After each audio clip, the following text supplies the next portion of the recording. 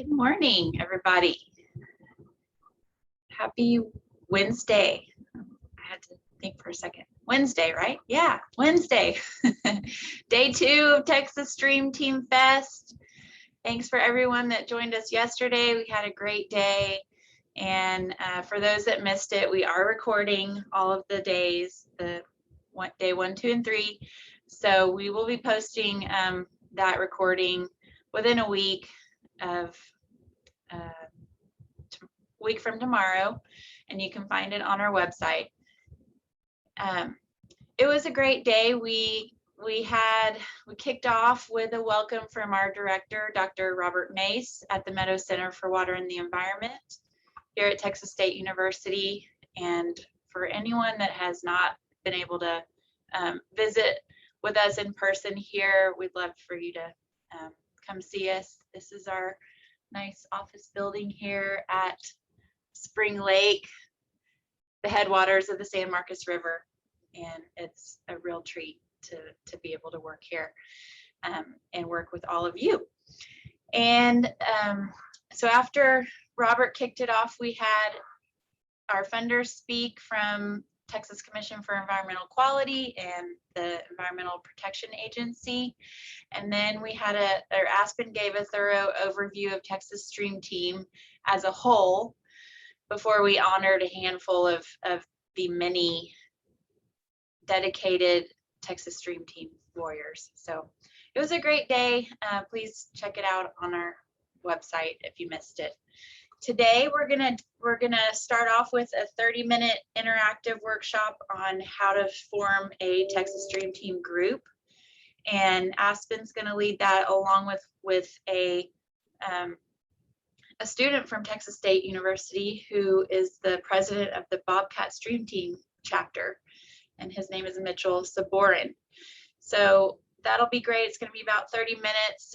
You can ask questions in the Q&A feature, and also feel free, please use the chat to say hello or interact with us.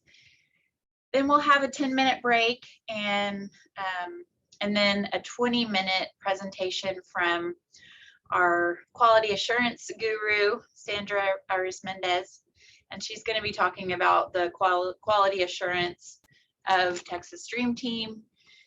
And then we'll have about 10 minutes for questions after her presentation. Then we'll have another 5-minute break, and then yours truly will be leading a panel of Texas StreamTeam through the years. And I'm really excited to be talking with Mike Bira from just recently retired from EPA, and also Travis Tidwell, Jason Pinchback, and Dave Buzan, who was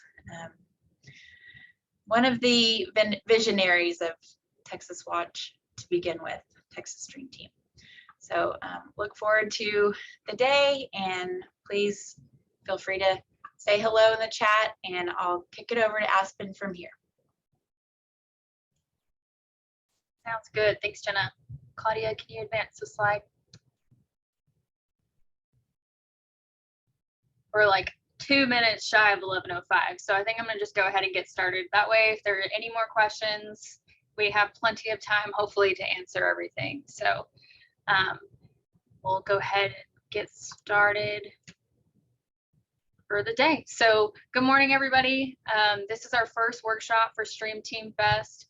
And for those who weren't able to tune in yesterday for day 1, my name is Aspen Navarro. I am the Watershed Services Program Coordinator here at the Meadow Center, and Texas StreamTeam is one of the projects that I'm on, arguably one of my favorite projects. But yeah, so Mitchell, you want to go ahead and introduce yourself real quick before we get started with the slides? Hello, I'm Mitchell Saborin.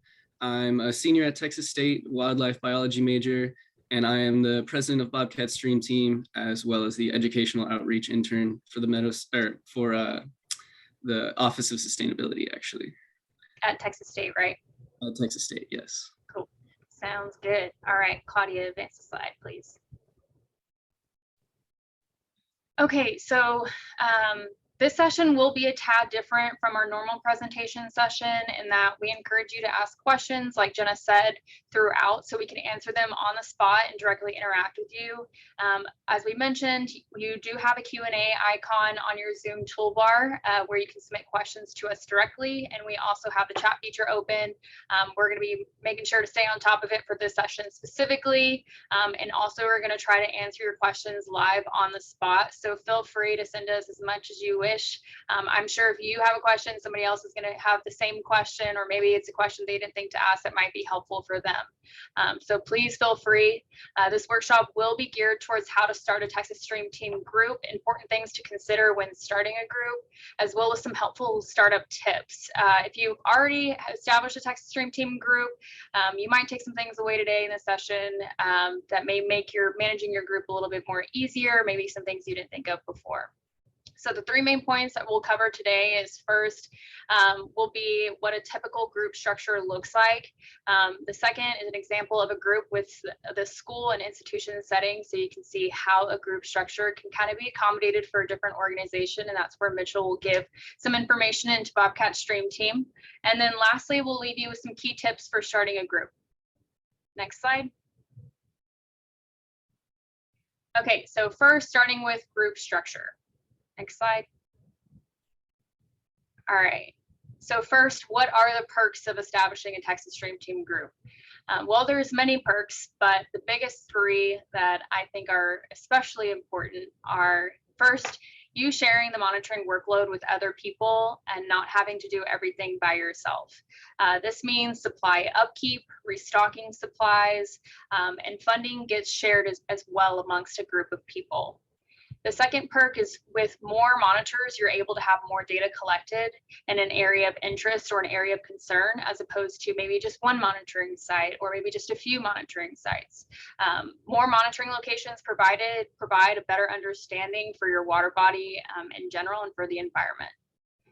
And then the last perk is that having an established group helps sustain group efforts during turnover. So sometimes we see trainers or group leaders who are running the show independently, and then they leave. And unfortunately, since there aren't other group members, some of the monitoring efforts do unfortunately drop off.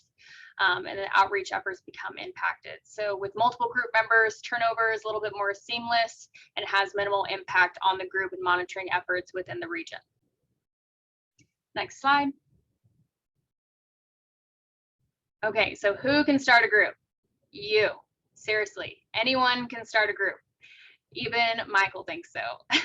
Our groups have all different structure types throughout the state. And like I said, Mitchell is going to present us with an example here once I'm done with this first set of slides and kind of show you guys how you can tailor your group or your organization to the structure that we have. So as long as you have other folks to help you out, a group can be formed. And we'll show you what group leader positions are within our established groups next. So next slide.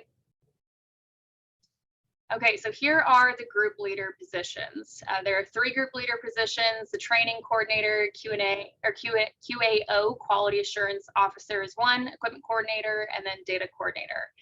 So the first is a training coordinator or quality assurance officer, which is also known as a QAO. So this role serves as a primary contact for the group, leads trainings, helps recruit monitors, and serves as a quality assurance officer to conduct field audit sessions every 2 years. So a training coordinator or QAO is required for each group. However, an individual can be a QAO without being a certified trainer. If that's something that you're interested in, feel free to reach out to us. Some people maybe don't want to take on the full trainer coordinator position, but they can still help to some capacity and serve a group leader role. So the QAO would serve as the main point of contact still for the group in this case. The next group leader position is the equipment coordinator. So this role keeps track of monitoring equipment within the group, restocks supplies when needed, and conducts regular supply maintenance to ensure the equipment quality is being maintained, and then therefore so is the data that is being collected within the group. So an equipment coordinator is not required of each group, but it is highly recommended to prioritize filling this leadership position, as equipment maintenance can be quite the task, especially the larger your group gets, the more equipment that you have to maintain. So it just becomes a little bit easier to handle. So having one person dedicated to making sure the equipment is being handled and maintained properly is extremely, extremely helpful. And then the last group leader position is the data coordinator. So this role quality controls group members' data after each monitoring event and then inputs that data into the Texas Stream Team Waterways Data Viewer database. And if we'll have a little session dedicated to the database too tomorrow, but just some background information. This is where all of our data gets entered into our, for all of our data with Texas Stream Team program. So that is where it's all held in its beautiful glory. And then, so this role, it's not required to be filled for the group, but it is required that the data coordinator and the training coordinator or QAO positions are not filled by the same person. The bigger your group gets, you have a lot more monitoring forms coming in.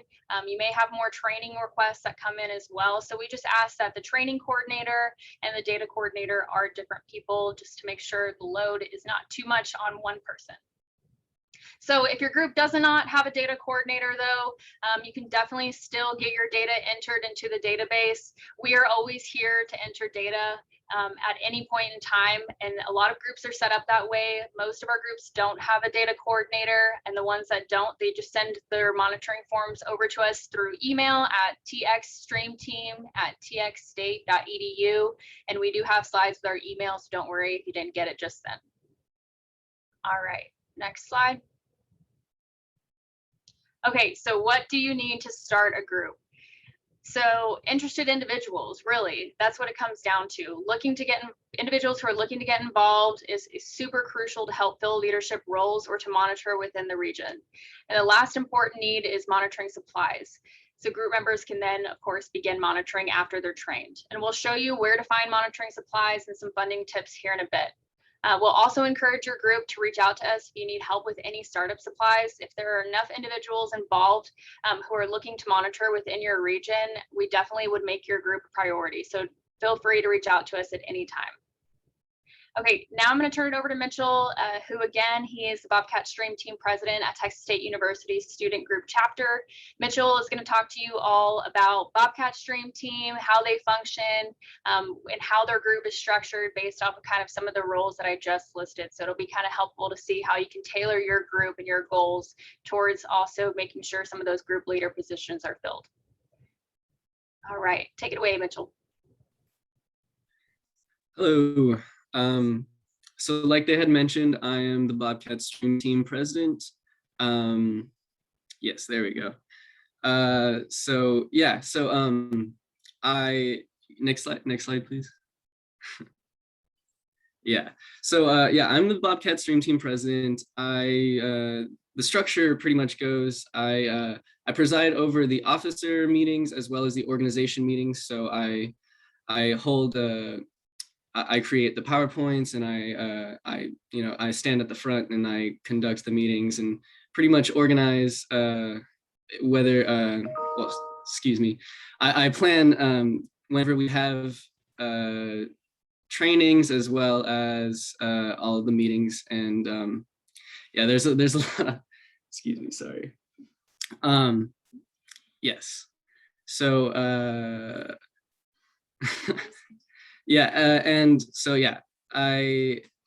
I organize, right. Like I pretty much mentioned what I said as a president. The vice president, she helps me a lot. That's Desiree. She helps with communication amongst the members. She helps pretty much wherever I need assistance. Our treasurer, Renee, he actually maintains the financial records. He keeps track of all of the dues that go through, like all of the member dues that we require as the Bobcat Stream Team, and anything that we might need to pay for, he keeps track of that. Our secretary, Haley, she is responsible for a lot of the communication between officers and members. She sends out emails to the members to tell them when our meetings are and when our trainings are. And she just mentions whenever we have events. And our last position is our training coordinator. So Matt, he is responsible for scheduling, or he is responsible for communicating with me and Desiree for scheduling the trainings, and he resides over all of the trainings. So he pretty much trains everyone who is interested, and he keeps track of all of the core kits and maintains the he keeps track to make sure that all of our core kits are up to standard and have all of our supplies and whatnot. Mitchell, I'm going to put you on the spot with a question. Yeah. So I know there are some universities who require a certain number of officer positions, correct? And I think Texas State has like 3 or 2. Do you know on the top of your head which ones are required? Yeah, so the 3 that are actually required are the president, vice president, and treasurer. So yeah, we have all of those, but for Bobcat Stream Team, another very important position is the training coordinator, obviously, because that is a big part of what our organization does. So yeah, and then also the secretary is very helpful with communication, because myself and Desiree have a lot of planning to do with this organization. Yeah, for sure. I think it's important to mention that because we do have other Bobcat Bobcat Stream Team similar groups for other universities. So they're just Texas State student chapters. And it's just important to know if that's something you're interested in, starting a Texas State, or Texas Stream Team chapter at your university. You might have some of those requirements where you need to have at least, 3 officer positions or 2. So just something to think about if you're interested in starting one at your institution or your school. Okay, next slide. Sorry, I didn't mean to interrupt you, but I thought that was important. No, thank you. So like I had mentioned, a big part of what we do is hold water quality citizen scientist trainings. So we hold them bi-monthly, so that's twice a month. We're trying to do more, but obviously we're only a small group, so we can only do so much. So for who can attend, we try to prioritize students because we are a student organization, but we do release those trainings to the public, so anyone is welcome to come get trained by us. So our supplies comes from the Meadow Center, and Desiree and Matt, they both work at the Meadow Center, and they keep track of the kits there, and like I said, they make sure that all the supplies is correct for our trainings. And we are also funded through Texas State. After you have completed a water quality citizen scientist training with us, we do refer you to another entity, the San Marcos River Rangers, who will actually set any trained person who is willing up with a personal spot on the river where they can go out monthly and test the quality of that specific area. And they collect that data and they put it in a big database. And what they do with that is to pretty much make sure that everything is regular. And if something seems out of the ordinary, they can use that data to pretty much find if what is causing that irregular event, so we can stop it. Next slide.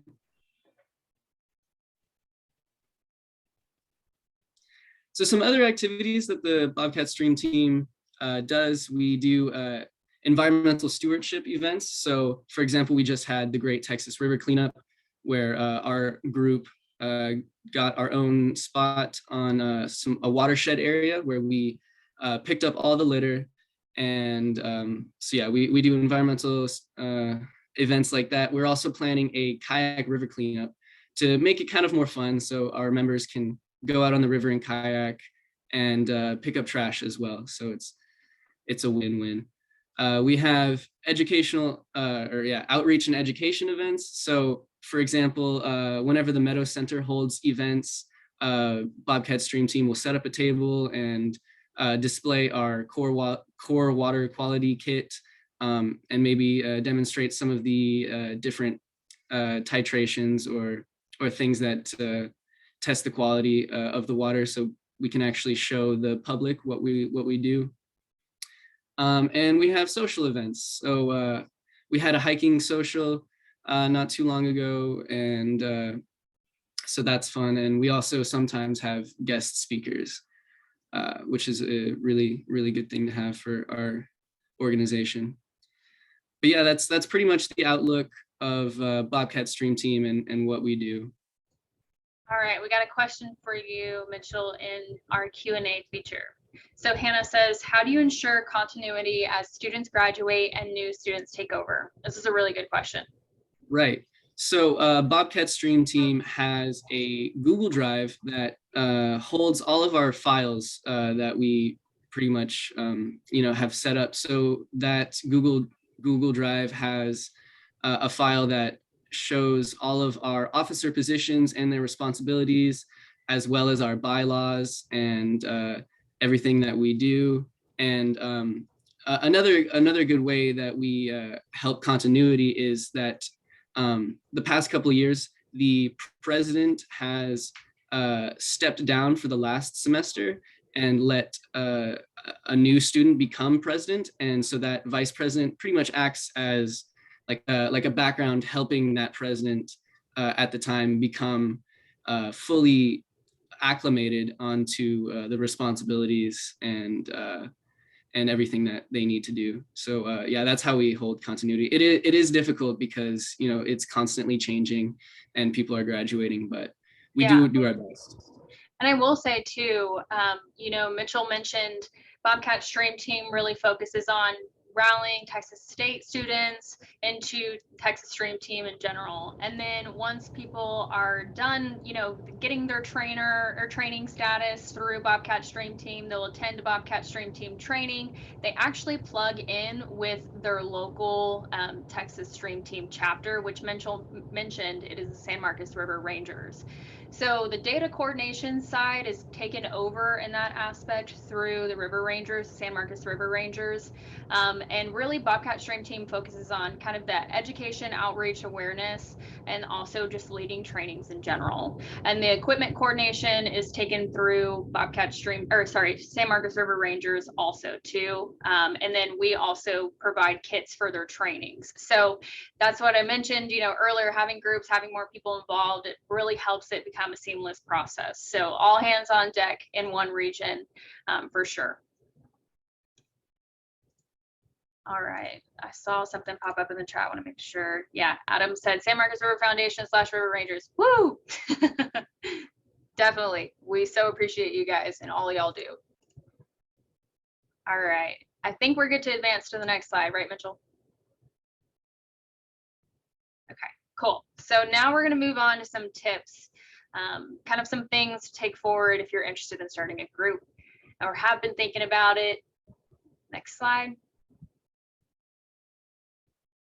Okay, so definitely I'm just trying to think of like the most top tips that I can give you guys, and a lot of questions that we get whenever somebody comes to us wanting to start a group. So prioritize setting up group leaders first before recruiting volunteers. I think this is the most crucial tip, which is why it's at the top. Don't do it alone. This will make onboarding new citizen scientists an easier and smoother process from recruiting all the way to getting someone set up to begin monitoring. So again, don't do it alone. Always try to find help. Even having just one person is super helpful, and it does make a huge difference. And if you're having trouble recruiting individuals, feel free to reach out to us. We can definitely help with some promoting, or we can see if there's any active citizen scientists already in your region that may want to join your group. Secondly, prioritize equipment as well. You can't monitor or hold trainings without equipment. So we have groups get their equipment through grants, sponsors, donations, local river authorities, cities, through us at Texas Stream Team, and more. So Texas Stream Team has a certain supply budget each year, and we prioritize helping new groups get established. So if your group has a handful of willing members, we can definitely prioritize helping your group out with startup supplies. So just feel free to reach out to us at any time. So just some kind of tips too for equipment. So for trainings, you can have 2 people share 1 kit.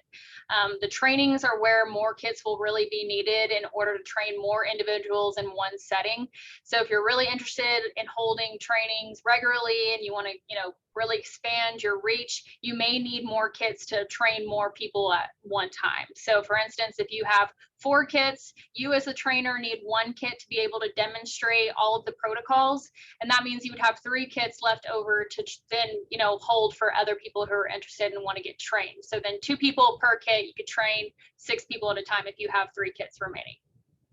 So when it comes to having your citizen scientists share supplies to monitor, set up a checkout system. This will make things super easy. For instance, in Wimberley, we have 2 kits at the Wimberley Library for our Wimberley Valley monitors. So there's a checkout sheet with all of our equipment and our supplies there. So whoever checks the kit in and out has to sign this sheet. This helps in the event someone forgets to return the kit or other supplies, which has happened before. It's okay, we all do it. And it also helps us get an idea of how many folks are actually using the kits. For these kits, the library specifically, we have had about 4 people, I think at once at most, use these kits, and we definitely could have taken more people in, and we have room for more people as well.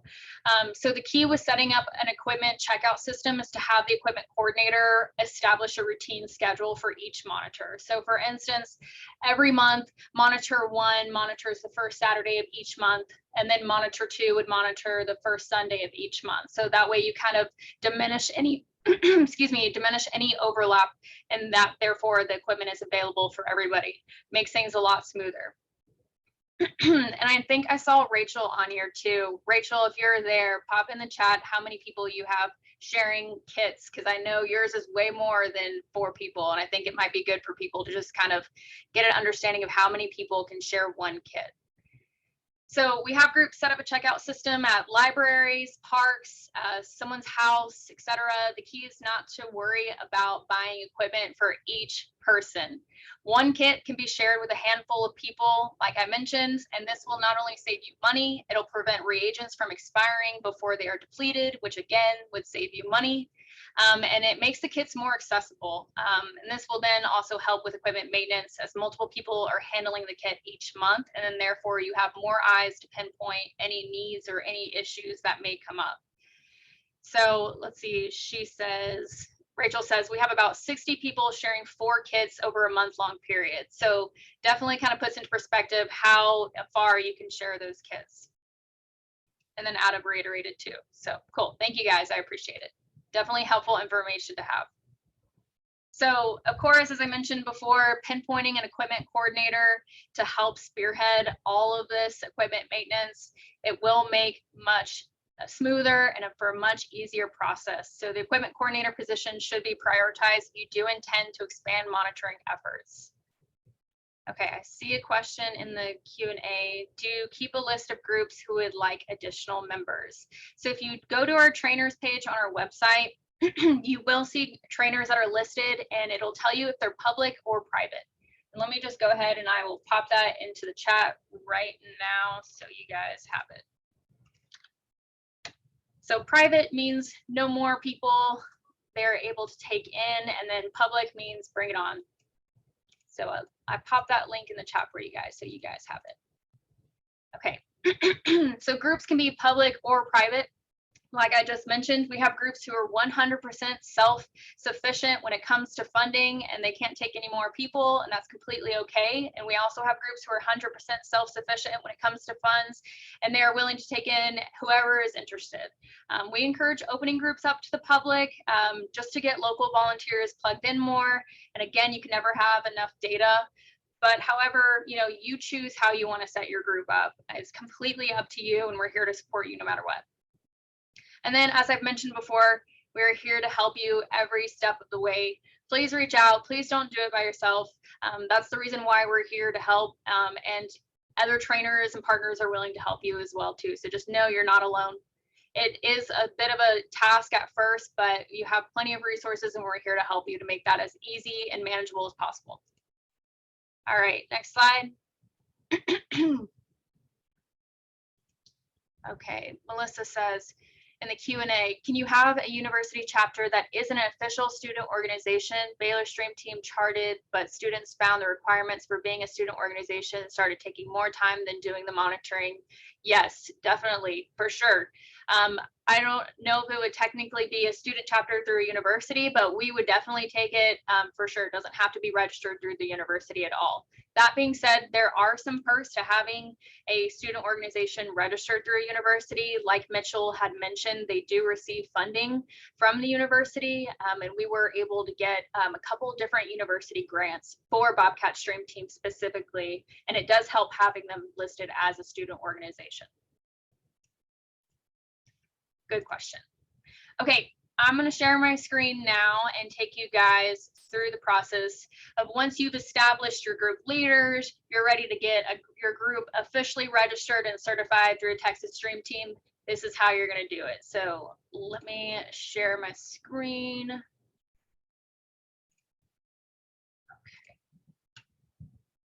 All right, so let me go back to our homepage.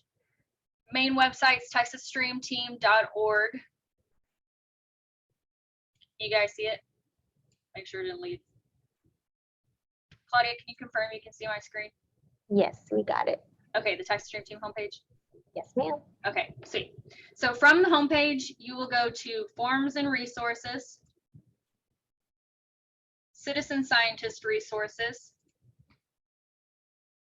and then you'll scroll down and you'll see General Monitoring. I got about 4 minutes, so I'm going to kind of go through this a little quickly, but this resource is here on our website too, and there's a whole bunch of helpful information on there. So from that General Monitoring, click Group Citizen Scientist Monitoring Plan. And then you'll see a whole bunch of helpful text information to kind of guide you through. But first things first, what type of monitoring plan is this? You'll click this drop down and you'll say new if you've never submitted a monitoring plan before, or you'll hit revised. Revised would be needed if you're updating any of the group leader positions, adding sites, things like that. So I'm just going to click new because this is a whole new group that we're starting. It'll type in your group name. It's completely up to you. We just ask that you kind of leave it to be geographically referenceable. That way, you know, like Bobcat Stream Team, or we have San Marcos River Rangers. A lot of people will leave like the stream team aspect in there. Something that's just able to be pinpointed to the region is super helpful.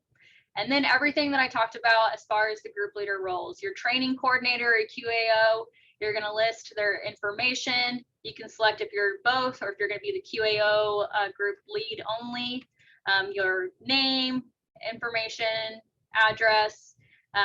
You will put your email address, and we will only share it if you are a trainer. That way people can reach out to you. How often you plan on holding your trainings, and then you'll enter the same information for the data coordinator.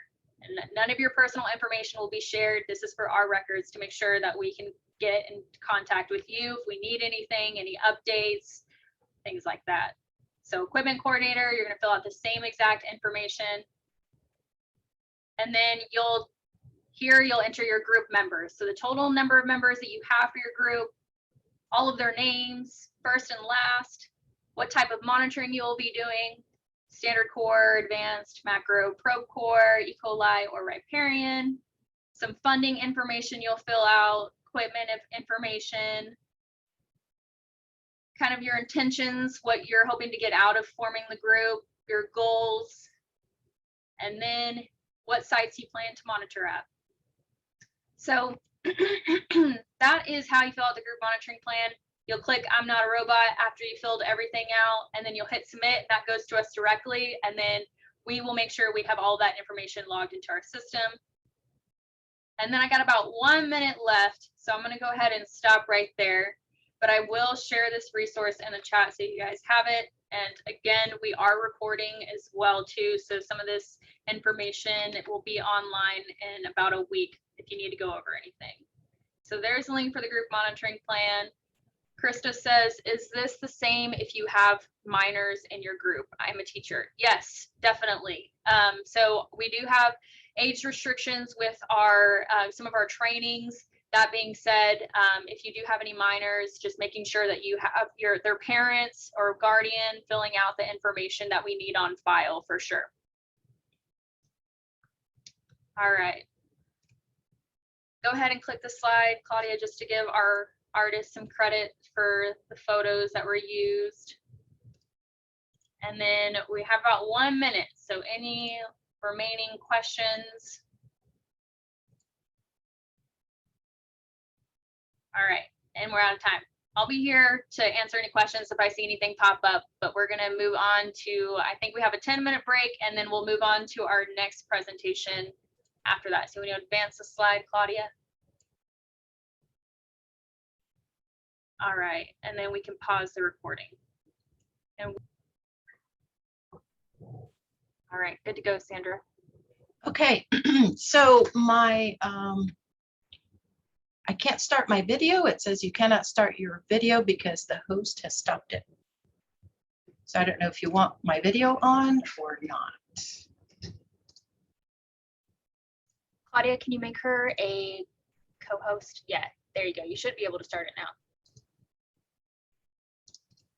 There you go. Okay, Sorry there we about go. that. That's okay. All right, so my name is Sandra Arismendez. I'm the Watershed Services Water Quality Monitoring Coordinator. I'm part of the Texas Stream Team staff, and we are housed here at the Meadows Center for Water and the Environment. And welcome to day 2 of Texas Stream Team Fest. So you just heard about how to start a Texas Stream Team group. And one of the first steps that Aspen took you through there towards the end of her presentation was, once you've decided to start a group, is to prepare a monitoring plan. So a monitoring plan is actually part of the Texas Stream Team Quality Assurance Program. So that's what I'm going to talk to you about today. So individual groups like Bobcat Stream Team prepare monitoring plans, but the Texas Stream Team prepares a more in-depth quality assurance project plan. So it's a higher level plan, type of plan that describes all of the different components of the Texas Stream Team as a whole. So yesterday in Aspen's presentation, you heard, about the program and all the different types of trainings we conduct. We're a statewide program. And so all of those things are encompassed in this quality assurance project plan and are part of our quality assurance program. Okay, next slide, please. So why do groups prepare monitoring plans, and why does the Texas Stream Team prepare a quality assurance project plan? So if instead of saying that the first step is for groups to develop a monitoring plan, we said the first step is to implement a quality assurance program, then this would likely be the reaction we would get. Quality assurance, what? I need to do what, why, how, and where. So in reality, the Texas Stream Team citizen scientists, trainers, our monitoring groups, including Bobcat Stream Team, are already implementing the Texas Stream Team Quality Assurance Program. We just don't refer to it that way. And so I'm going to talk a little bit about what that entails and, all of the details of our program so that you can get a kind of an understanding of what QA is and how it's interconnected amongst all of our different partners, citizen scientists, our staff, how we are connected to EPA, to our funding source, and TCEQ. So next slide, please. So what is quality assurance? So according to EPA, quality assurance is an integrated system of management activities that involves all of the various activities that are listed here. So it involves planning, documentation, implementation, assessment, reporting, and ultimately quality improvement.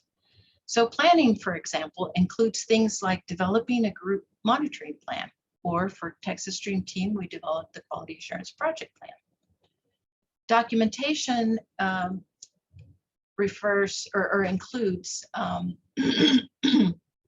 once the monitoring plan or the QAPP at the stream team level are developed, the document is reviewed and approved by either Texas Stream Team staff for the group monitoring plans or TCQ staff for the quality assurance project plan. So you put your plan down on paper, it goes through extensive review and approval processes. That's what documentation refers to. So implementation, so the next step would be to put that plan into action. So you're actually conducting all of the different monitoring types, training types, etc., that are described in your documentation, your plan. So that's the implementation part of it, all part of quality assurance. Assessment. So the assessment component is when you revisit your plan. And I think one of the first drop-down menus in the monitoring plan for the groups that Aspen mentioned is whether, one of the first questions it asks is whether it's a new plan or a revised plan. So if you've conducted your internal assessment of your plan, that's part of quality assurance. So for the assessment component, you revisit your plan and the way that you are implementing the plan to ensure that you're doing what you said you were going to do. So if you need to tweak things a bit, you need to adjust your monitoring site or your frequency or something like that, then this is the time to do those kinds of things. So in our case, for the Texas Stream Team, if we need to change things up, we prepare and submit an amendment to the quality assurance project plan. And also part of the assessment, on occasion, TCQ will actually conduct an audit of the Stream Team program. So assessments, audits are included in part of the assessment process. And I'll talk more about audits and what all that entails briefly in the next couple of slides. So the reporting aspect is part of our quality assurance program as well. So as part of the Stream Team, we prepare progress reports. We have quarterly calls with TCQ to ensure that we are on task and meeting our schedule of deliverables, which includes, some of our contractual deliverables to TCQ includes our quality assurance project plan. It includes our annual reviews. So our QAPP is effective for 3 years. And on the annual anniversary of that approval of our QAPP, we review and conduct these annual certifications. And that's, again, part of the assessment process where we, if we have to change things up, if we, have new staff come in or new equipment, that's the time to update those kinds of things. So I also mentioned quality improvement is the last item. So I talked about amendments and annual reviews, certifications, but I also mentioned audits. So audits oftentimes will result in findings, which will require a response that details how the finding will be addressed. So the audit and or response process results in quality improvement. So a lot of times audits are not viewed upon favorably, if you will, but they are actually, it's a process that's built into quality assurance to improve processes and, improve your program overall. And, it's actually a good thing. So let's move on to the next slide. So why do you need quality assurance? So EPA's description of why they require quality assurance is to ensure that a process, item, or service is of the type and quality needed and expected. So EPA is paying for a process, item, or service through their grant funding mechanism, and it must meet their expectations. So as a colleague of mine used to say at TCQ, follow the money. So EPA funds, funnels the funding through TCEQ, ultimately to Texas State. Quality assurance, ensures that EPA is ultimately receiving the process item or service that they're paying for. Next slide. So how does Texas Stream Team do quality assurance? So as I mentioned previously, TCEQ and EPA require development of a QAPP, or a quality assurance project plan. So EPA has a document that provides details about the individual requirements of a QAPP. So if you're ever tasked with preparing a quality assurance project plan, they have this guidance document or a requirement document called, we refer to it as EPA QAR5. So that's the document number, but it's a very in-depth description of the various components of the quality assurance project plan. Next slide. So what's the purpose of the QAPP? Well, it's used to document planning results for environmental data operations. So environmental data operations includes actual field measurements. So how are you going to collect a field measurement? What equipment are you going to use? What's the frequency? How are you going to use those measurements? Environmental data operations also includes models. Are you going to model your data? Are you going to use it to ask a question and model that to try to get an answer to your question? It also includes data that's acquired from other sources. So you can acquire data that has been collected for other purposes. So all of those types of data sources will need to be included as part of a quality assurance project plan, if that's the case. If you're not collecting your data, you're acquiring data from other sources. So another purpose for a Qapp is to provide a project-specific blueprint, if you will, for obtaining the type and quality of environmental data needed and expected for a specific decision or use. It's also a way to standardize as much as possible your sample collection methodology, the analyte or analytes that are being measured, your laboratory analytical methods, to ensure ultimately comparable results. So at the end of the day, we want to be able to compare apples to apples. So we want to make sure that our data collected by all of the different individuals that are involved, that our data are comparable. Next slide. So this is very important that our data be comparable, especially when there are some 400 plus sites, across the state. We have some 11,200 plus trained citizen scientists, over 100 partners, and as Jenna mentioned yesterday, over 191,000 miles of Texas waterways. So the Texas Stream Team QA program helps ensure that monitoring data collected at these sites across the state are comparable, that they are collected in the same way, that they are analyzed the same way, and that the data are managed in the same way. Next slide. So the Texas Stream Team Quality Assurance Project Plan consists of 4 major elements. And these elements or sections are used to describe different components. And that document I mentioned, the EPA QAR5, goes into a lot more detail about these different sections. But these are the sections, just a broad overview. So it includes project management. So this section has an organizational chart that describes the project team. It includes lines of communication. Aspen mentioned the different group leaders in establishing a group. So this organization would include your quality assurance officer, your data coordinator, your training coordinator. So it lays out the project team and roles and responsibilities for each.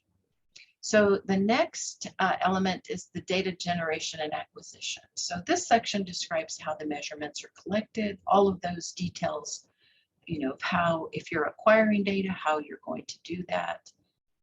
It includes things like the instruments that are being used to collect your measurements, methods, and so forth.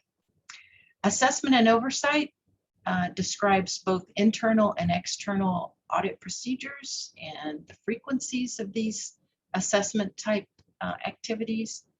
Data validation and usability describes how the data will be validated and ultimately how they will be used. So the Texas Stream Team, go on to the next slide. The Texas Stream Team has been working really hard to make improvements to our quality assurance program. Our goal as a program has been to mirror TCEQ's Surface Water Quality Monitoring Program's quality assurance program. And so some of these items were already in place before,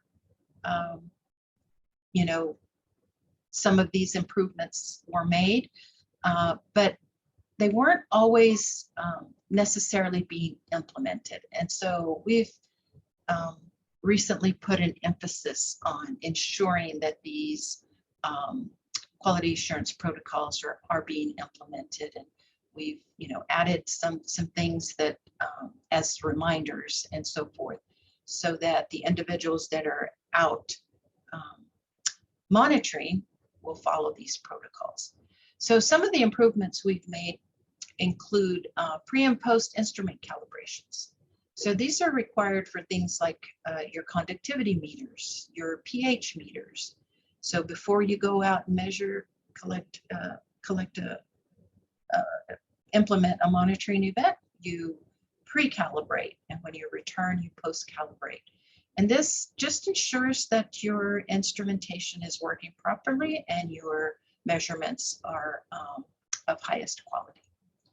So we've also implemented some calibration error limits. So we've added these error limits again to ensure that the meters and the probes are working properly.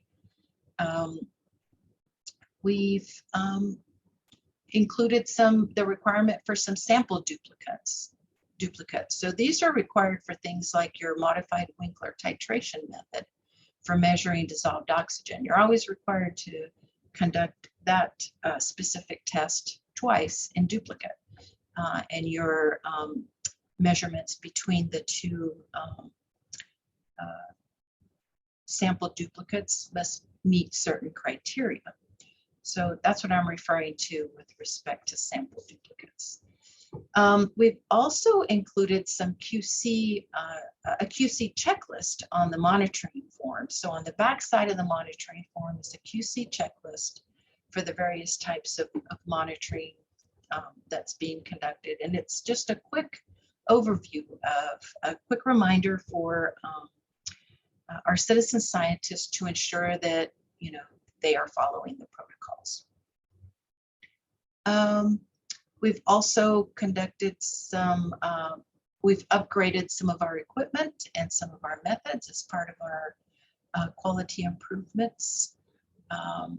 Turbidity measurement protocol has been upgraded for the advanced monitoring type. So we're now using a turbidity tube.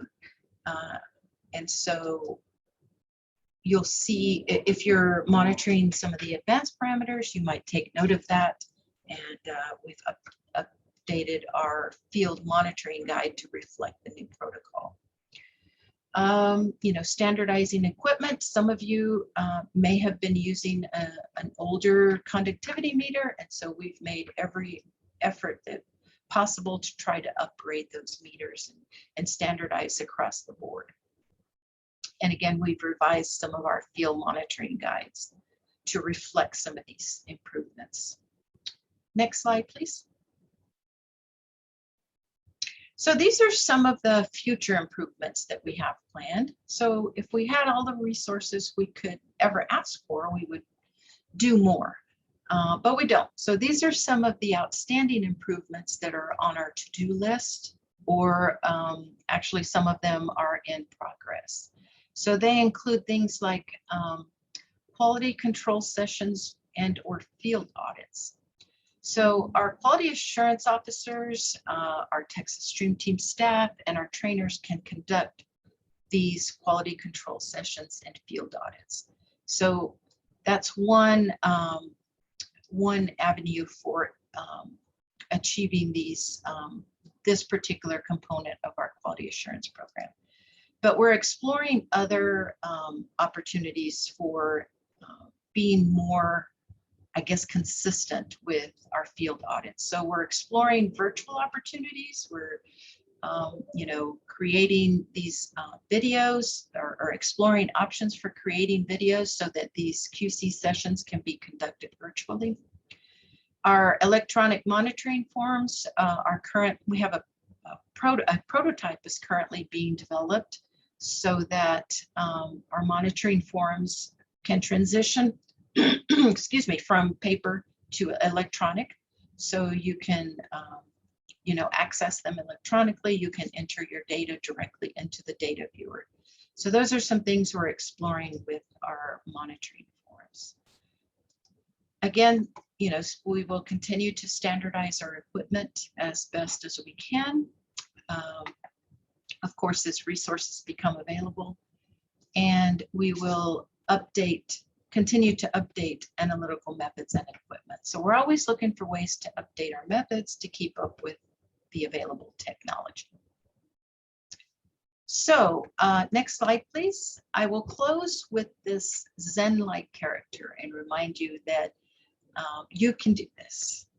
Actually, if you are a Texas Stream Team citizen scientist, you are already doing this. So you just didn't know it. So that's an overview of quality assurance from the Texas Stream Team's perspective. I'm going to go ahead and close now, and I will take any questions in the chat if you have any.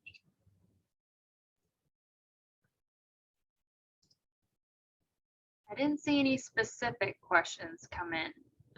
So if anybody has any questions for Sandra, we have until about 12:15, so plenty of time. If you want clarification on anything or a question popped up in your head, feel free to shoot those in the Q&A feature. While we wait for some questions to trickle in, I wanted to read Mike's chat out loud because I think it's really valuable. He says, all EPA grants to anyone collecting environmental data require specific quality assurance protocols like quality assurance project plans or QAPs. TCQ is delegated by EPA to manage all QA steps for EPA grants. And before coming to Meadows, Sandra was the TCQ QA boss and is a great asset to Meadows and Texas Stream Team. And we can all validate that and shout it through the roofs for sure. Definitely has improved a lot, and we value Sandra so much. Okay, question came in, Sandra. So how do you envision QA sessions every 2 years? Will this be in person or perhaps a checklist? Yeah, we've already implemented the checklist. So we have a checklist on the backside of each of our monitoring forms. And that serves as kind of a in situ, at the site before you submit your data. Just a quick refresher for the individual. I think, we have a requirement for QC sessions to occur every 2 years, and that mirrors what TCQ requires of their surface water quality monitoring program and the Clean Rivers program. I guess one of the things we've struggled with is how to implement those 2-year requirements, because a lot of times, we don't have citizen scientists that stay the course. We have a lot of short timers. We do have some that do stay the course, and those people are more consistent.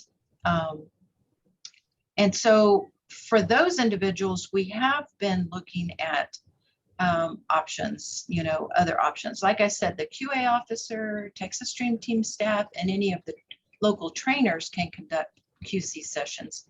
And when you upload your data into the data viewer, that's one of the questions that's being asked, is whether that particular monitoring event served as a QC session. So that's our way of documenting and tracking that. But we are, with the advent of, unfortunately, with COVID and our transitioning of some of our trainings to a virtual platform, that has kind of prompted the need or the ability to transition our QC sessions to, or explore options to transition our QC sessions to a virtual type session. So that's definitely something we're thinking about. We've talked about. We're still in the planning stages on how to actually conduct that. And we would certainly welcome any feedback on, some of you long timers that have been around for a while, how you think that might, can work. And so we're definitely open to some input. All right. And yeah, they said could be in a video that monitors watch and are recertified afterwards. Exactly what Sandra said. Definitely something that we're brainstorming. For now, we're going to try to provide documentation too for in-person, but we are always thinking about ways to make it easier for everybody, including ourselves too. So yeah, and we also talked about, Aspen, about having like a follow-up quiz, or some kind of a test, if you will, to ensure that the individual actually observed, went through the video, and just to confirm that the methods and the protocol will be implemented going forward. Okay, a couple more questions are coming in. So first, is there a particular QA procedure that many groups or citizen scientists struggle with, or is following QA procedures a struggle within itself? We have about 4 minutes left, Sandra. I think the duplicate sampling for the DO measurement, the modified Winkler titration is pretty standard. I think that's pretty explicit in the training. So I don't think that has been an issue. More than anything, it's probably the pre and post calibrations, and now the requirement for to meet our error limits, post calibration error limits. But other than that, I mean, and like I said, we have updated our monitoring guides, our field guides. And so those pre and post calibration procedures are very explicit. So if you have any question in your mind about how to do that, go to our field guides, and they will step you through the process, start to finish, both pre-calibrations, the actual measurement, and then post-calibrations. All right. And then this may be the last question, we'll see. How often does a group need to revisit their Qapp? So like I said, our StreamTeam QAPP is effective for 3 years, but every year we have to recertify it. So we have to review it.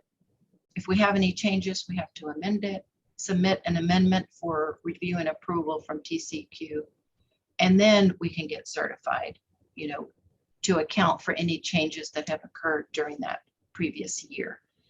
And every 3 years, which our QAPP expiration is coming up in 2022, so we'll be rewriting our quality assurance project plan in its entirety next year.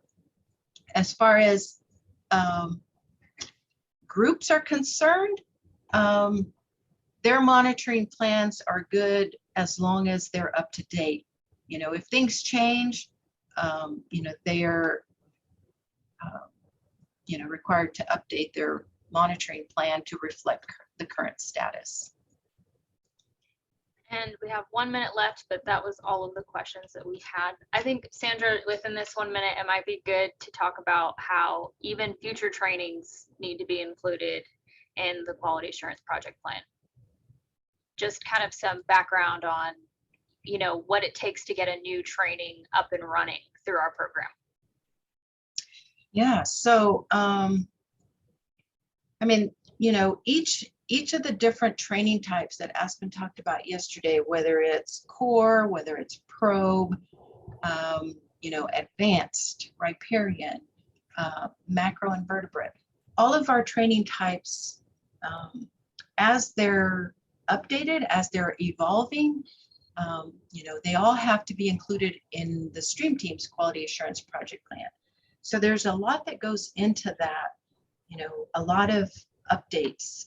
We recently added a refractometer for measuring salinity in coastal environments, for example, or in East Texas on the Pecos, where we have high content salt water, where our conductivity meters, you know, couldn't measure the ranges that they were observing there.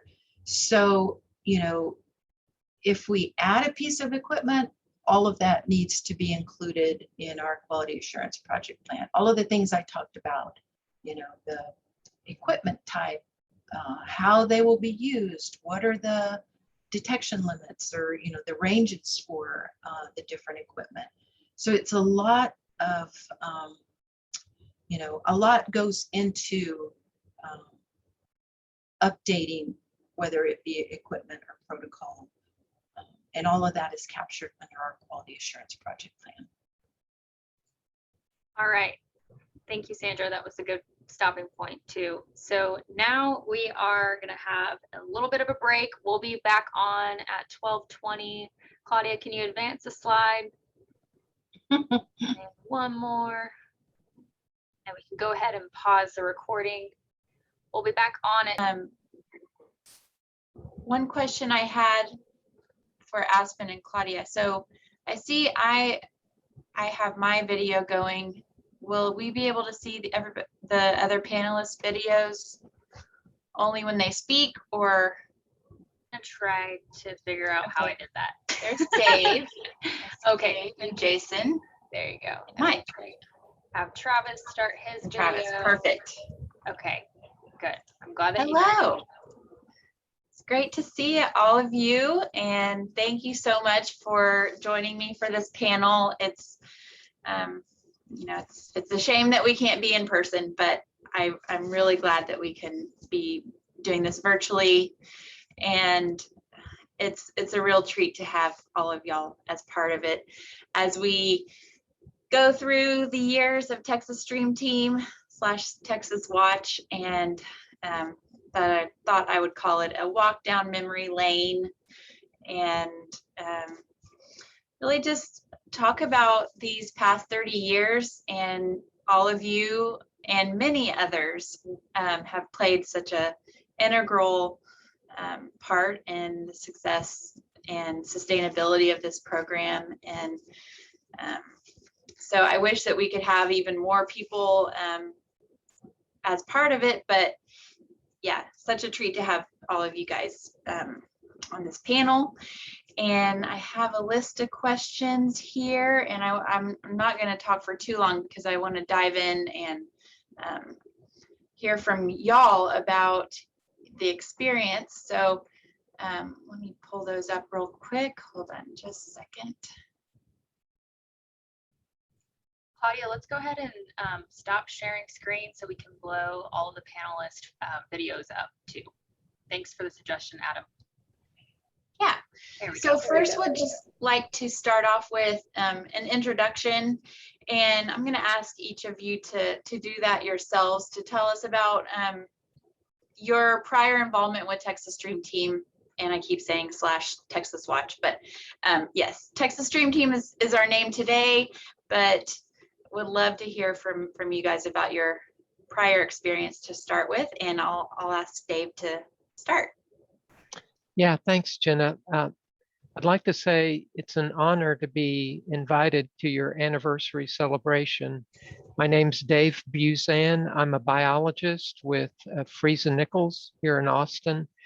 I would also like to say, those of you who work for Texas Stream Team, those of you who volunteer and those of you who support the program are all creating a better world.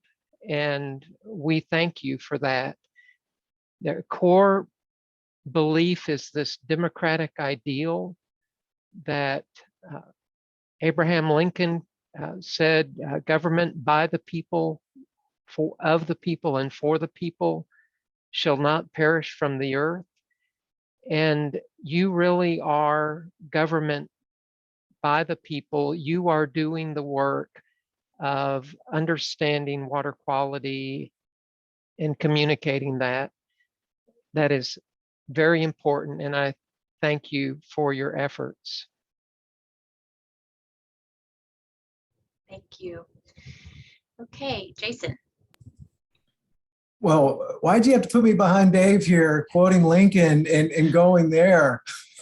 Well done, Dave. That's a great way to get us started. Hi, my name is Jason Pinchback.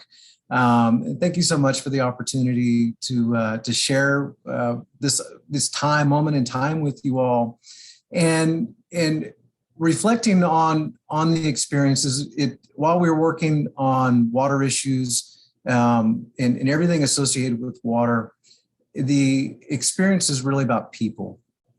And this is a people business, and connecting with people with the conduit being water quality monitoring, and in the drive, often people want to be close to that water, and they want to care for that water and that connection to the water. But everything for me, and going back to the experiences, were the connections with people, both running these programs, and especially the volunteers who gave of their own time and will. And one of the kind of the running jokes was choosing to spend time with us instead of their dogs or kids or family or whatever else is going on at home, and how people choose to devote their time.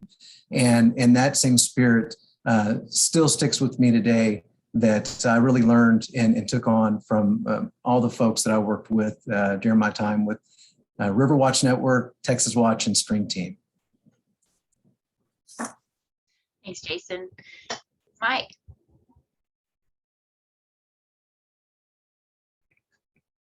Okay, I think I'm unmuted. Can you hear me now? Yes. All right. Yeah, it's great to be here. I seeing Dave and thinking about Dave. I recall at the 20th anniversary, I think we spent down at the LCRA cabins on Lake Buchanan, which are no longer there. And Dave brought forward the idea of volunteer monitoring, which is what we called it when it started. We didn't have this term citizen science back in the 80s. It was the nation was talking about volunteer monitoring. But Dave brought forward the idea of this is an exercise in democracy, which he just expounded on, which is 100% true. It's amazing. And what people don't understand, or right now don't really know, is that actually this volunteer effort in Texas was Dave's concept, and it was founded with money under the Clean Lakes program at EPA, not the non-point source program like it is now. And Congress, in their infinite wisdom, took all the money away from the Clean Lakes program in 2004. But it just got started with Dave's idea of trying to develop something in Texas. And these grants were, he actually stopped me in the hall when I was doing an annual audit on the Clean Lakes program, which TCQ is, back then it was the TNRCC, I believe, but they were very lightly involved in watershed management and the Clean Lakes program. And Dave just caught me because we knew each other. Dave graduated ahead of me at Southwest Texas State, since he's much, much older than me. And he just grabbed me in the hall. We sat down at his desk and looked at a concept, and I was able to dig up about 50 grand to get him started to do his research on calling everybody in the nation, I think, that were involved in citizen monitoring, and look at a framework that might apply in Texas. And obviously it did. Took off real well. And so it's from there, we've just figured out how to keep it alive and going. But I don't know how many vehicles Dave wore out as a one-man show going all over the state of Texas supporting just regular folks wanting to know more about their environment and their communities and how to help. So it's been very, very great. And like Jason said, you know, you don't get chances in government operations to get a lot of warm fuzzies and see that you're actually making a difference in people's lives. And that's what this has done for me in my career. And it's been a huge pleasure getting to know a lot of people. And if we were at a table, you're going to have to get a hook for me or something if we were in person. So Jenna, you jump in and shut me up. Well, I'm not sure if we introduced y'all properly enough. So I want to be sure everybody knows. And for those that are just joining us or were not here yesterday, Mike Bira, he is recently retired from the Environmental Protection Agency and has been involved in a major supporter of Texas Stream Team since day one, or as he says now, I mean, even before day one. And Dave Buzan, you are with Friesen Nichols now, but can you tell us a little about your experience with Stream Team with Texas Watch from the past?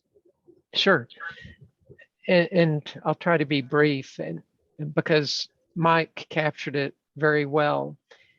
In 1990, I had been managing the state's water quality monitoring program for about 8 years. And over that period, I learned 3 things, part of which Dr. Mace mentioned yesterday. One is that there are a whole lot of places in the state that nobody monitors. Secondly, the state monitoring program, just like all state programs, is always under budget constraints, and monitoring frequency had been reduced over the years. The state started monitoring a lot of sites monthly, and that monitoring got reduced to quarterly at a lot of sites, and even to annual monitoring. As all of you know, you can't tell much about a body of water if you just go to it once a year.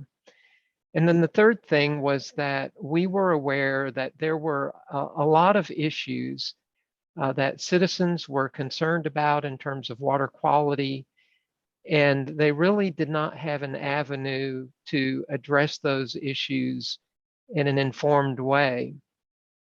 And so, as Mike said, we kind of had this idea to explore volunteer monitoring. It was a new concept, and doing something like this involves a lot of people. And so we had administrators who were willing to say yes to the idea. We had Mike, who was willing to take a lake management grant and use it for monitoring rivers, streams, and estuaries. And it seems like I can remember telling Mike that, you know, I think this lake management grant will work because we can argue that if you monitor in a stream upstream or downstream of a reservoir, it's connected, or if it's in the estuary, that's water that came from a reservoir. And so having people like Mike who were willing to be open to those ideas, and certainly there are just a large number of people, and Jason knows many of them from those early days, as does Danny Apodaca. But it takes a lot of people to make something like that work. And that's kind of a little bit about the origin. Thank you, Dave. And yes, for Jason Pinchback, he is the Coastal Resources Manager now for the General Land Office, and we have the pleasure of working with him on some other grants and have a lot of support from him. And then Travis Tidwell with the Texas Parks and Wildlife, working on the Kills and Spills team as an aquatic biologist. But can you both tell about your involvement with Texas Stream Team before you moved on to Great Horizons? Sure. I guess I'll go first. Thank you, Jenna. And for me, my involvement really started in high school. And I was a volunteer monitor in my science class with Dr. Wes Halverson in Austin. And we were doing monitoring with hydrolab probes at the time, And it started out for me as a student as an opportunity to get out of the class and to get next to a creek, which I always knew I loved. And so it may have had a little diversion of my initial interest, but that actually fed my interest and helped to bring me up and pointed me through studies at Texas State, where I eventually, well, that first group was called Clean Clear Colorado on the Colorado River. And so that's actually dating back to the late 80s, believe it or not. And so that fuel was always there in my love for river streams and clear, clean, and flowing water. And that was a great part of the connection with the Colorado River Watch Network, was to be able to join forces with others who had that same interest. And that also was an opportunity to cut my teeth, being a young, bright-eyed, idealistic young person out of college, that I had to kind of wrestle with the administration and the politics. And so for all those who were patient with me, administering me, my bosses who had to kind of rein me in at times, thank you for that patience and steering me down the correct pathways. But to work with others advocating for improved management and health of their stream was so important. Thanks, and last but not least, Travis. Hi, thank you, Jenna. Yes, I'm Travis Tidwell. I was the volunteer coordinator for Texas Stream Team between 2012 and 2015. Took it over after Jason had left. I never got to meet Jason, but I did hear that back then you had some dreadlocks when you were running the program. Is that true? Yeah, I was wondering if that was, you had to be the one to drop the, yeah, it's so funny that people, yes, I did for many years had different sets of dreadlocks, but that I think that'll forever follow me around, and I'm proud of it. Somehow y'all kept me. Well, it's Jenna said this is a stroll down memory lane, so I wanted to bring that up. But yeah, I worked on it from 2012 to 2015, and it was such a privilege to be the volunteer coordinator and work with so many groups around Texas. And I really saw my job as supporting those groups in the good work that they were doing.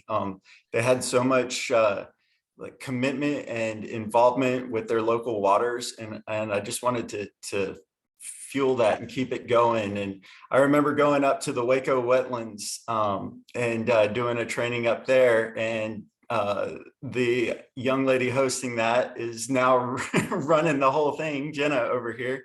So she's really climbed the Texas Stream Team ladder, going from running I think, weren't you a river ranger too? Yes, I was. And I had learned about Texas Stream Team, sorry for the train noise. But I had learned, I don't know if I've ever told Jason this, but I mentioned it yesterday, I was part of the Texas State Environmental Conservation Organization, student org, and he came to speak to the group about Texas Stream Team and the opportunity for some hands-on water quality monitoring, testing, and experience. And I was really looking for that type of thing as a newly starting graduate student here at Texas State. So I quickly signed up and was trained by Rachel Sanborn in 2010, and went along my way. I started monitoring actually right down there at the headwaters just below the falls here on the San Marcos. And then when I graduated, I took a job in Waco as the watershed coordinator and helped grow the Stream Team activities that were already started by my predecessor and former boss, Tom Connery. And he worked, I know, with Mike and Dave Buzan over the years, and was a wonderful mentor for me, but also huge advocate for citizen science and Texas Stream Team. And he's actually passed on now, but do want to recognize his wonderful mentorship and support for this group, and may he rest in peace. I'd love to hear from each of you how you have seen in your experience how this type of citizen science has alerted state action for some type of spill event or pollution event. And I think that those stories are really powerful for our citizen scientists that are going out there on a monthly basis. Maybe the parameters really are not changing that much. And you know, it's the same kind of thing every month, wondering if maybe their involvement is doing much. But these types of stories, it may just be 1 in a million type of event, are often alerted to the authorities by folks just like our citizen scientists like Texas Stream Team. So Dave, could you give us an example? I don't know that I have specific examples, but I know that what struck me as soon as we had folks going out and monitoring was that we had folks who would find unpermitted discharges in the streams, and they would find fish kills or fish die-offs. And it struck me that that really was what we wanted to find out as much as getting the data, is having people look at the stream, look at the lake, and help us understand what was going on. They could call us. We could get some sort of action implemented, but early on, it became apparent that there was a lot of value in just having people see the water on a frequent basis and tell us what's going on. Absolutely. Jason. Sure, a couple come to mind. One of them was in the Llano area in November, and I don't remember the name of the stream right offhand, but we had some monitors on the stream, and they were detecting very high phosphorus levels through the water quality monitoring. And this was accompanied by some nuisance algal growth, and it persisted for quite some time. And with the flexibility of citizen monitoring, we started talking with them about, well, can you access another stream location at a crossing where it's safe and accessible? And so the monitor kept tracing upstream, and until they found the culprit for this particular incident. And it turned out to be shortly after Halloween, maybe it was some pranksters or what had gone on, but they had dumped a bunch of pumpkins into the creek over the bridge. And maybe it was just something they smashed them up. But as it turns out, when pumpkins decompose, they release an extreme amount of phosphorus, which was detected a ways downstream. There was another at a feeder creek to Lake Austin in West Austin. We had a monitor sampling a small tributary that was perennial flowing, clear, looked clear as can be. They sampled for E. coli. The next day, the dish was colored purple and blue. And they also traced that back up to an overflowing manhole in that particular instance right there. The thing, sometimes you find these smoking guns, but often it's searching for the haystack needle to try to identify what the source or sources are. So the other stuff that's not quite as romantic maybe is just looking into the data to see if they can help us determine, what kind of geospatial patterns are there, which was also equally fun and exciting. I could go on and on and on, but I'm just going to stop there for brevity.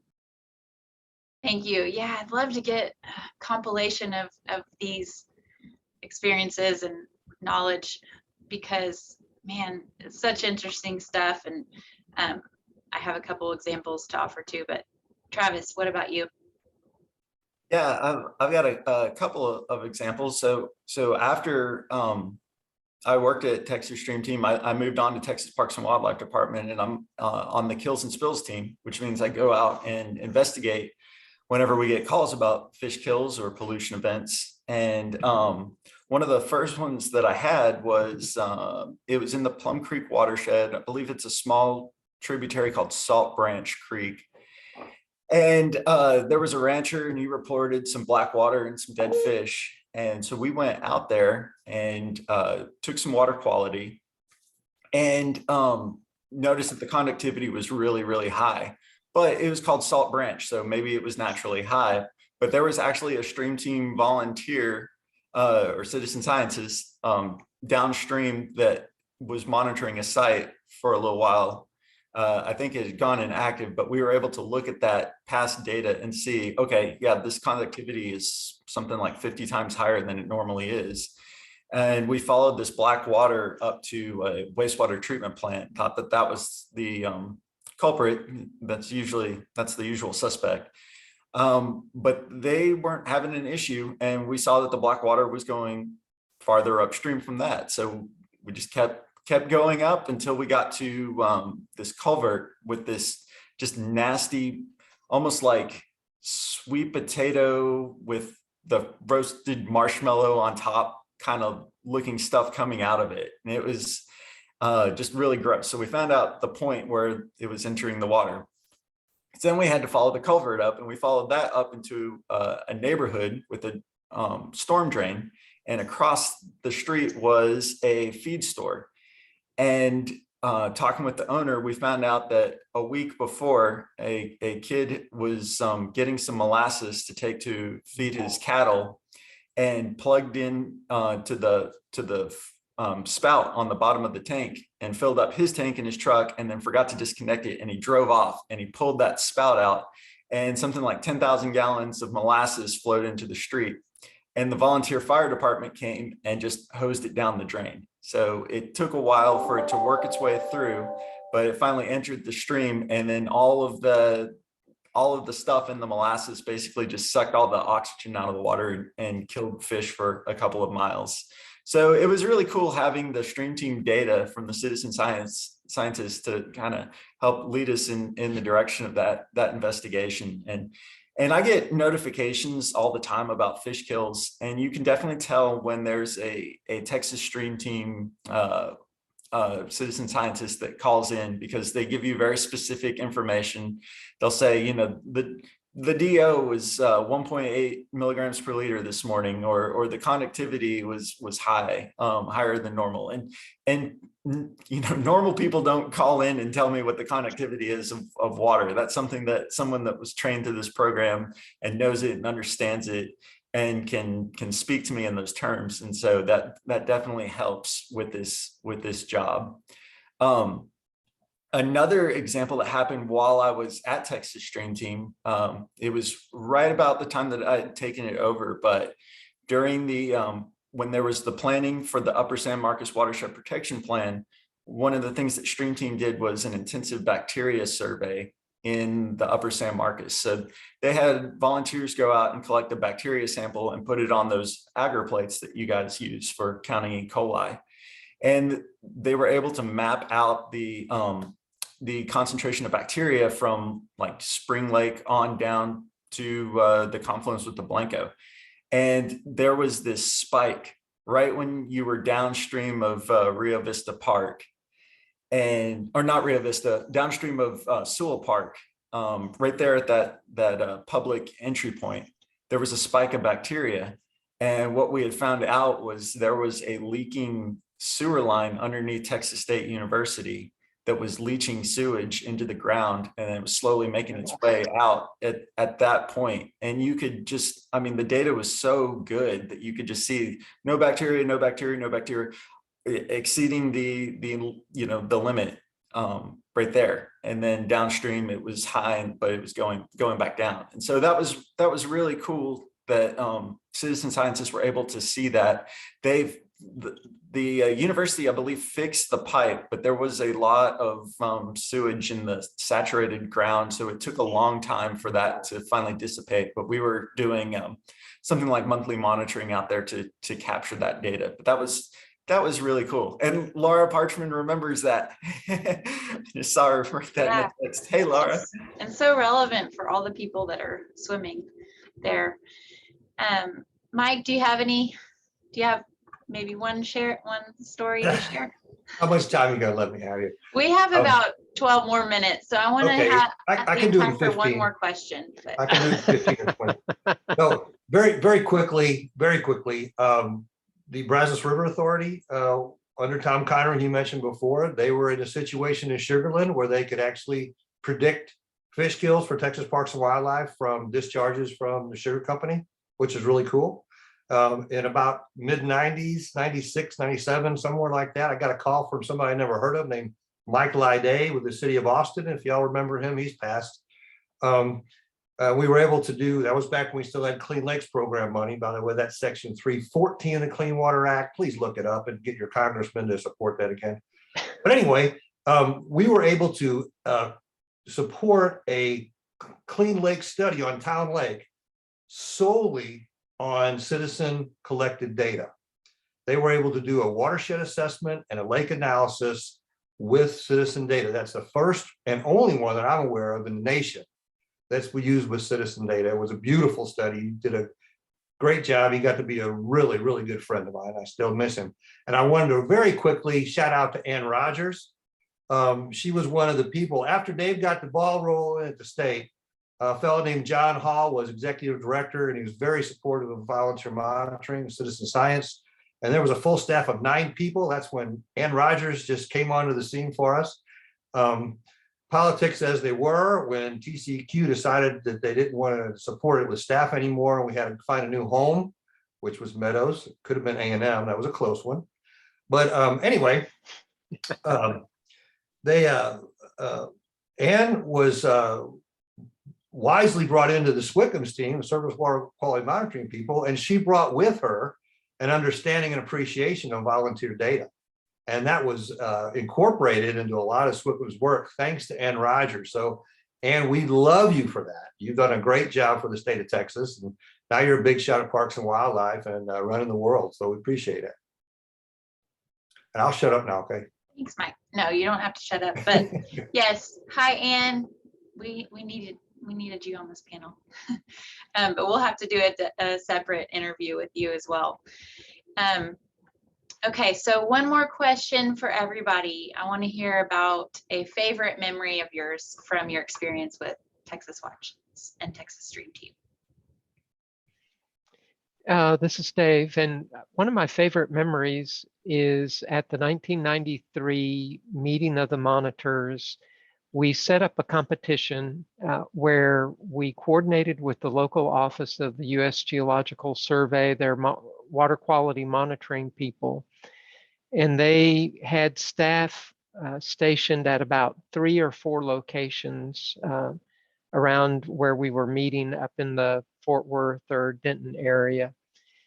And we had a competition. We had a team of professional monitors from, at the time it was the Texas Water Commission, from the Houston office, and we had a team of volunteer monitors, and they were going to go to these different locations manned by USGS staff, and they were going to collect water quality data, and whoever got closest to the USGS data would be the winner. And one of the nice things was that at the end of that effort, the volunteer monitor data was closer to the USGS data than the Texas Water Commission professional monitors with their hydrolab. And so I thought that was early proof that volunteers can collect data as high quality as professionals. Thank you. That's great to know. And maybe we should bring that back. Jason. Yeah, thank you for the opportunity. I would like to pay tribute to Berta and Tony Stanikinos from Lampasas, Texas. And Berta and Tony, who are now passed, taught me a lot. And one of my favorite moments of working with them, and this was, I was at Stream Team 99 to 2011. So this was maybe 2008. Berta was very concerned about the health of Sulphur Creek, in which she lived adjacent to it. And she became alerted and alarmed after her goats and animals would quit drinking water out of that stream. And I worked with her for a number of years in trying to coordinate with the Brazos River Authority on a number of matters. And one day she and Berta and Tony joined us for the stakeholder meeting in Waco. So they both drove into Waco. And one thing you have to understand, these were elderly, and not just elderly. She would drag around an oxygen bottle with her, and she would have her tote of her data with her.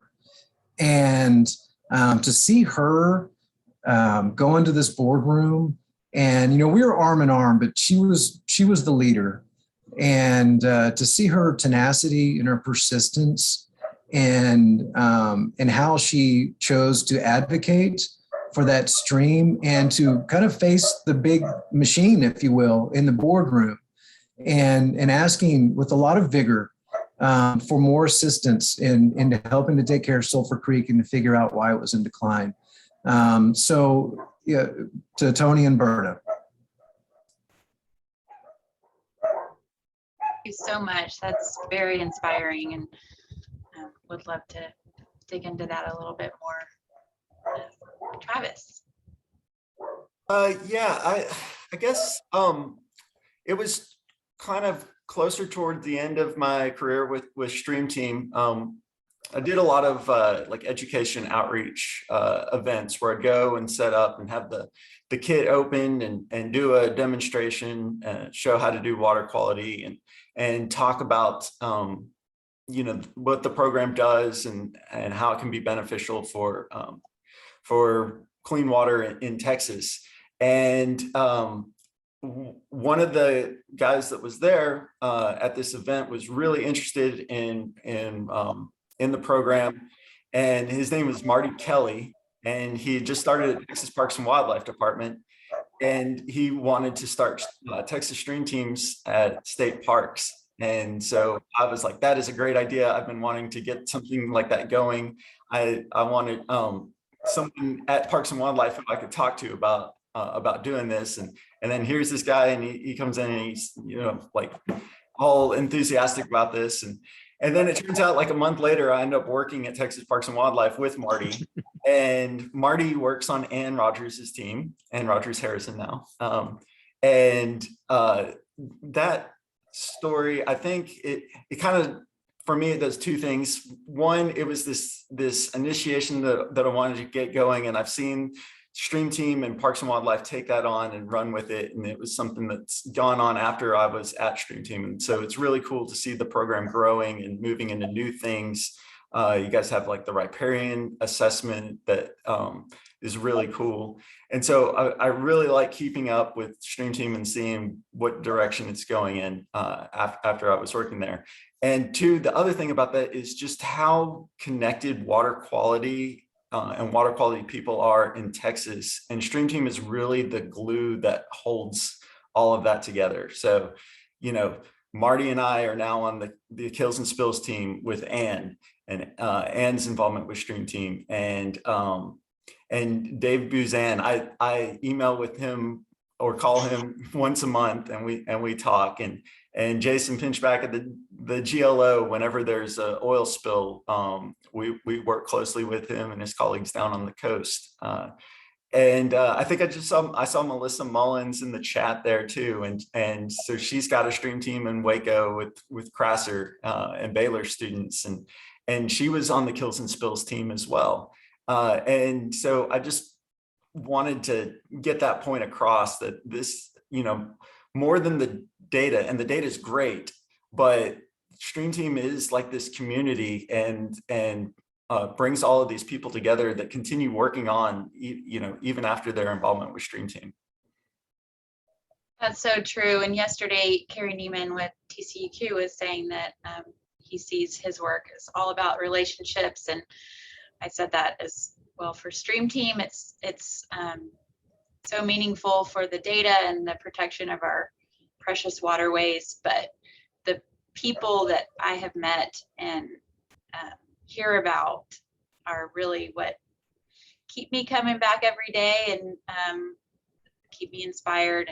And so I'm really looking forward to helping share that story. And Mike, how about you?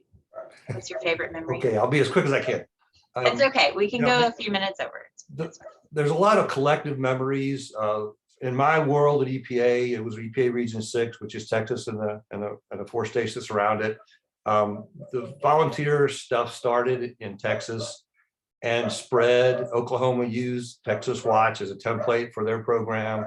Oklahoma Water Watch, you can pretty name it after pretty much. But just to see these things grow and how people are so much the same. I hope you can't hear my wiener dog out there barking. My neighbors are getting their gutters replaced, and I've got a weenie dog who wants to eat everybody.